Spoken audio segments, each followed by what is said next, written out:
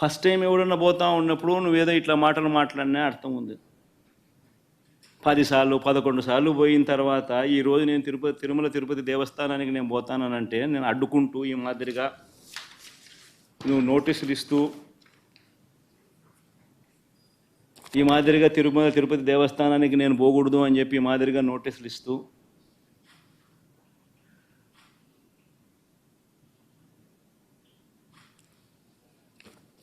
ఈ మాదిరిగా మా ఎమ్మెల్యేలకు మా కార్పొరేటర్లకు అందరికీ కూడా ఈ మాదిరిగా నోటీసులు పంపుతూ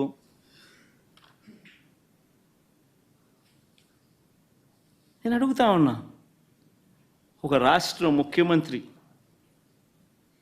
ఇంకా 5 సంవత్సరాలు బ్రహ్మోత్సవాలలో తిరుమల తిరుపతి దేవస్థానానికి వస్త్రాలు సమర్పించిన నేను, ఇన్నిసార్లు తిరుమల తిరుపతి దేవస్థానానికి వెళ్ళిన నేను, ఈరోజు తిరుమల తిరుపతి దేవస్థానానికి నేను రాకూడదట, పోకూడదట.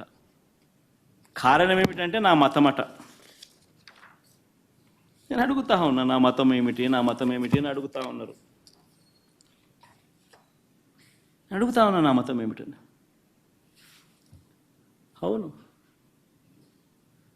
4 గోడల మధ్య నేను బైబిల్ చదువుతాను, తప్పేముంది? బయటికి పోతే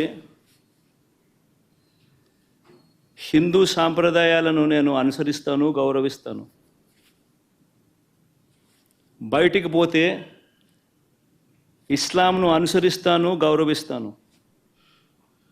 బయటికి పోతే సిక్కిజంను అనుసరిస్తాను, సిక్కిజంను నేను గౌరవిస్తాను. నా మతం ఏమిటని అడుగుతా ఉన్నారు. నా మతం మానవ